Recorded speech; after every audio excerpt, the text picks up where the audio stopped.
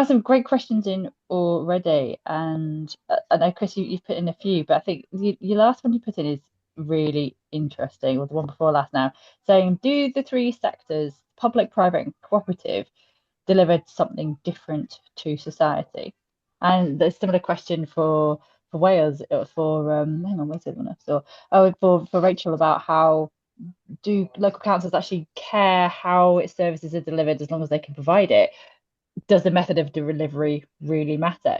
And then there's a question earlier as well about the definition. So I guess what I'd like to put to both the panel and to everyone here is, what's in a name? Does it matter about the name? Does it matter about how it's delivered?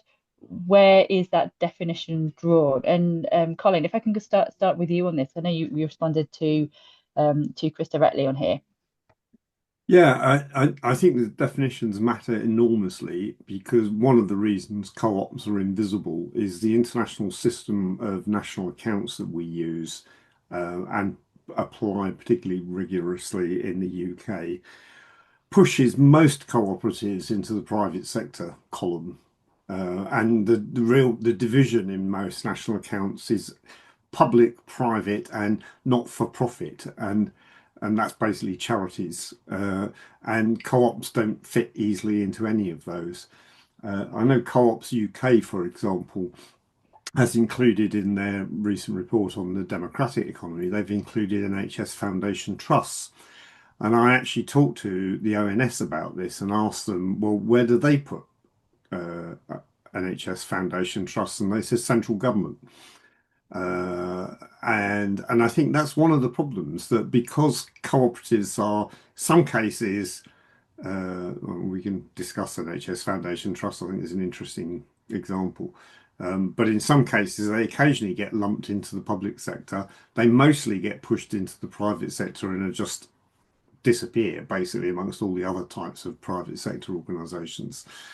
And so it matters quite a lot, I think. And I think there are some other governments around the world that have been attempting to address this by making sure that cooperatives are better recognised in official statistics.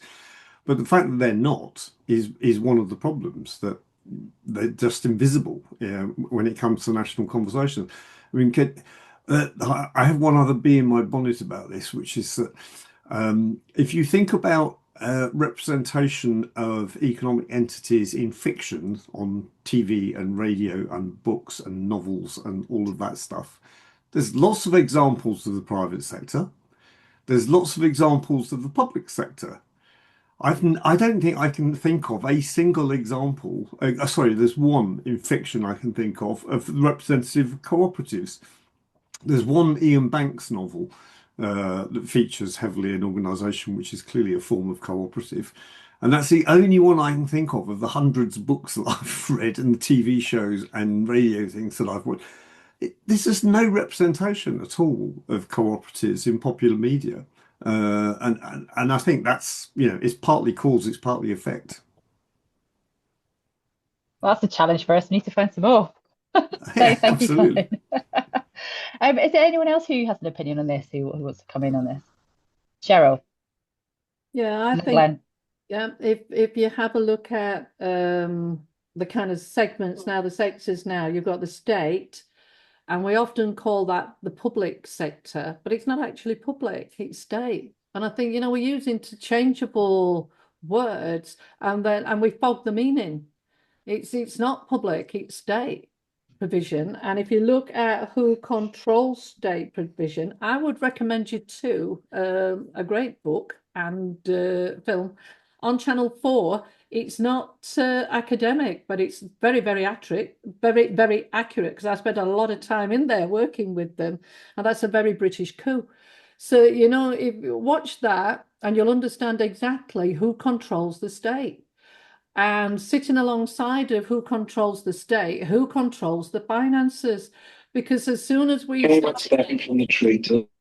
if we start to democratize the economy in terms of who's working in what and where the profit's going, the banks and the financiers will put a run on the government, and we've got to put it all back again.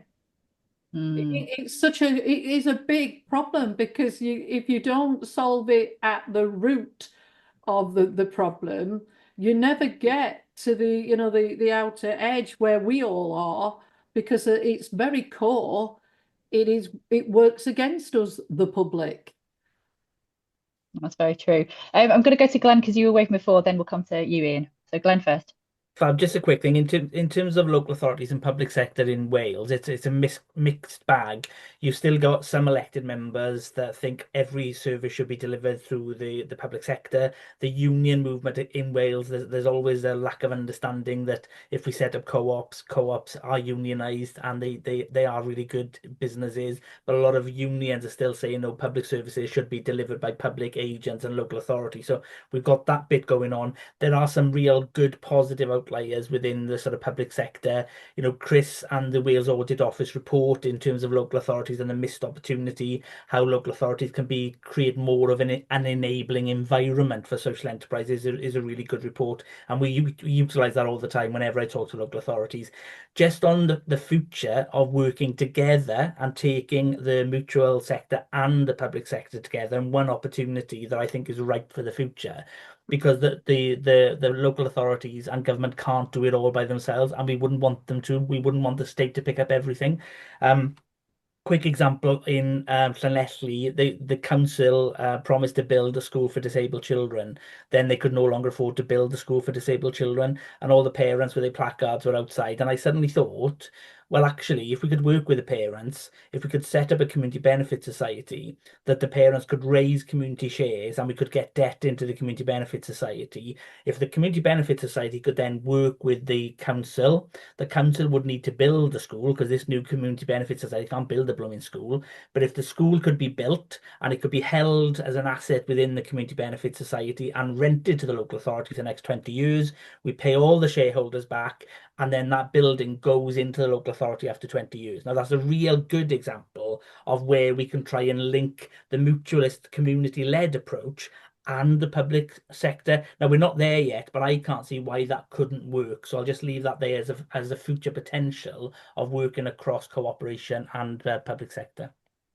Thank you, Glenn. We've got lots and lots of hands up, which is great. If you haven't seen it in the chat, David Smith rightly said there was a co-op shop on Coronation Street. Unfortunately, it's now a Sainsbury's and an Argos, but it was nice while it lasted. And Martin, there's a community shop in Ambridge as well, isn't there? there is, and there's Martin was saying there was a Fledgling Worker Co-op in Brookside back in the day, so that's one's new to me. So thanks, Martin. Ian, what's your thoughts? Well, I attended Congress and I've not been for a while, so I'm still buzzing from that, energy that was around.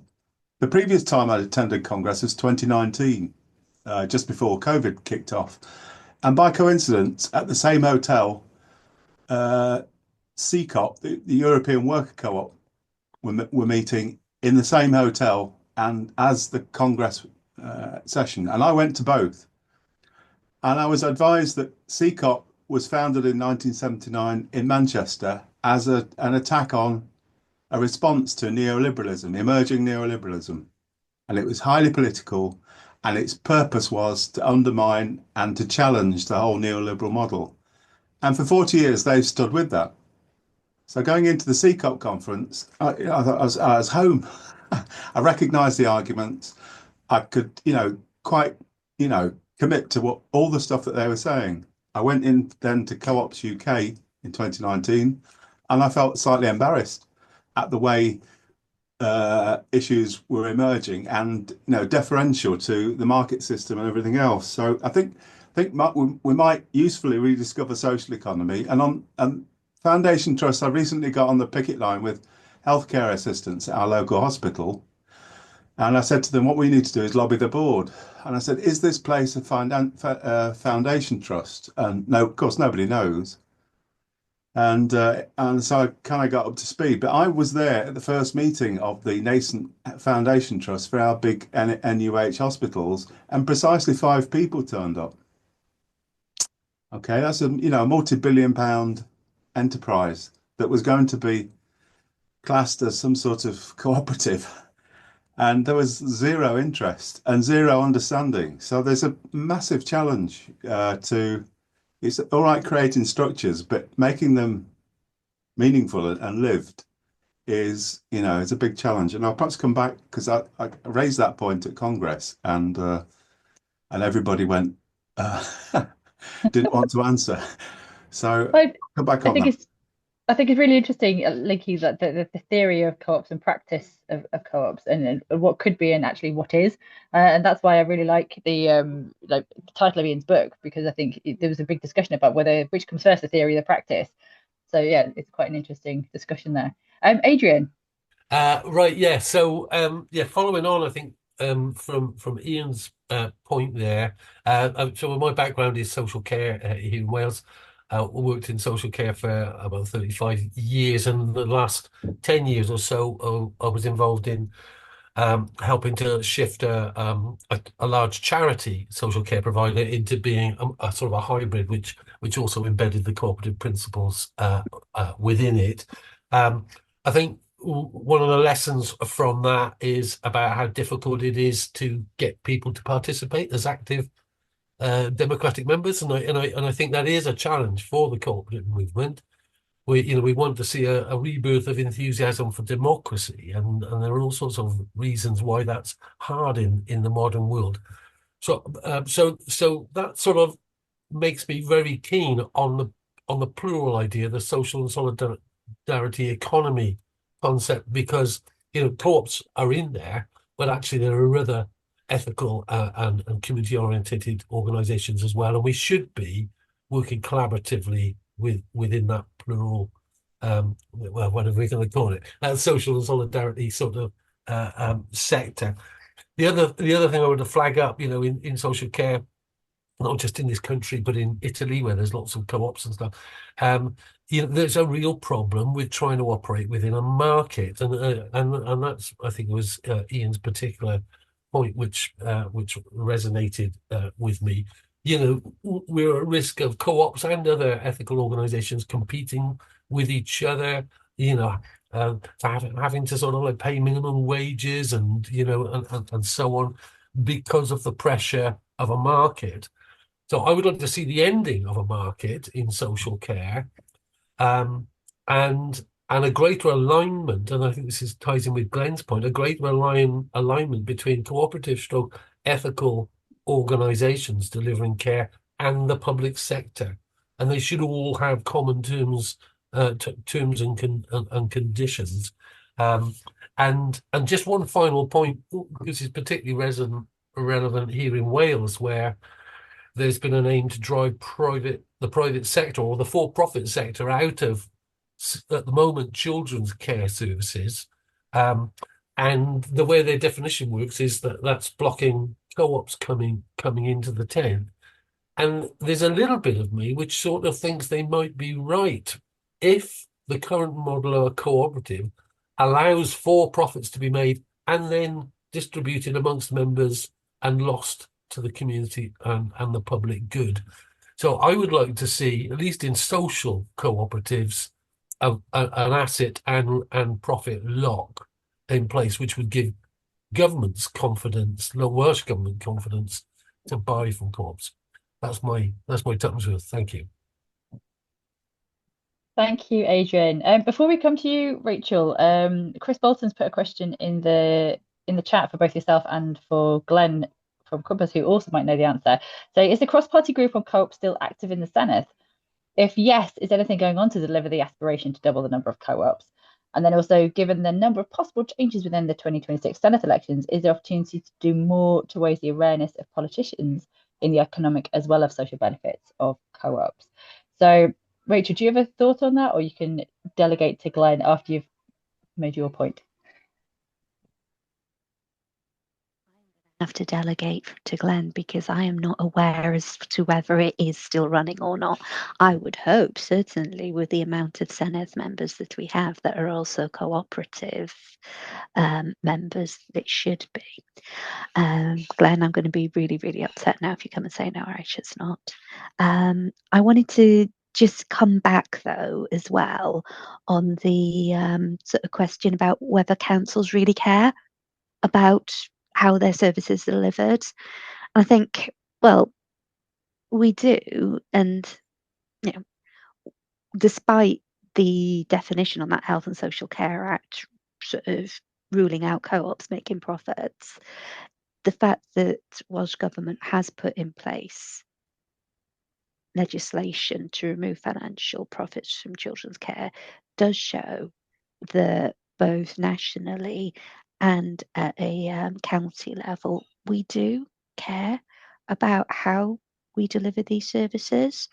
Most councillors are councillors because we genuinely care about our communities, and that resonates with the cooperative movement itself. The realities are that there are huge financial pressures with care budgets constantly finding shortfalls each year, and that's unfortunately been a pattern in public service for over a decade. But it is possible to deliver, and you can utilise procurement to score adequately for social benefits, and that's something that you should be looking to do as well. Thank you, Rachel. We'll come back to this end question after we've heard from everyone with their hands up at the moment. Jim McKenzie. Indeed, thank you, Chair. In fact, with regard to the co-op economy here, or indeed doubling the co-op economy here, the co-op in fact used to manufacture shoes and also radios. So we need to put the emphasis on manufacturing again. But the other point about indeed productivity is that if you reduce the working week, for workers, productivity actually increases. There's less absenteeism, and of course there's less health issues. Just wonder about the members' views on that, how we could advance that.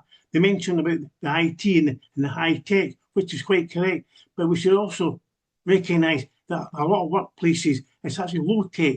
That we need to actually maintain that at a better standard and improve the low tech, which a lot of people are indeed every day. They're actually working on these issues here. So I think they need to get a balance in that in the economy, and then how that will be in fact restructured.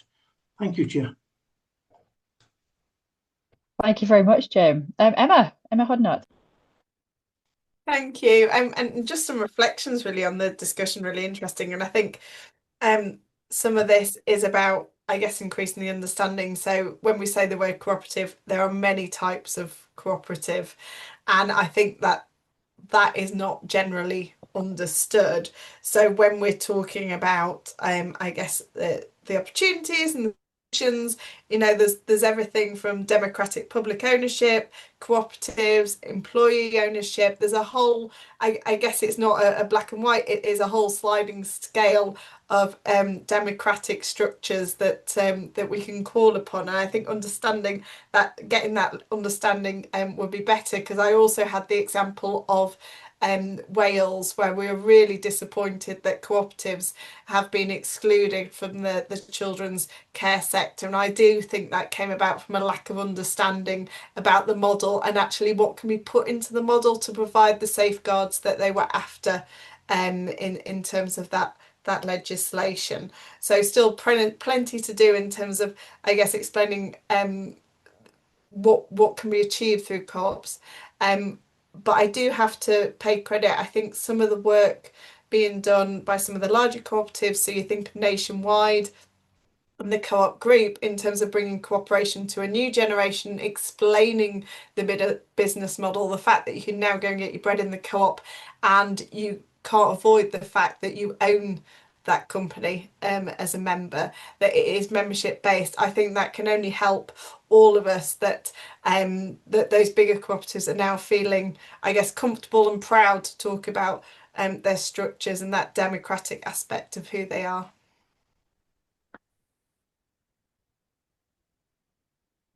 I'm just trying to look something up because it is kind of leads on to what Colin Talbot's just put in the chat about people might be interested that in Westminster there are 2 APPGs, all party parliamentary groups on co-ops and mutuals.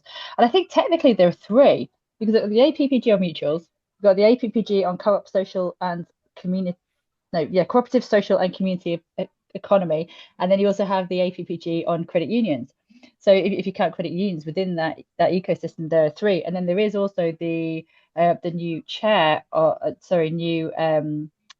council on cooperatives and mutuals, which Kevin Parry, who's the chair of Nationwide, is chair. So there's quite a lot of activity going on at that central government level. So it'd be nice to pick that up again in a minute.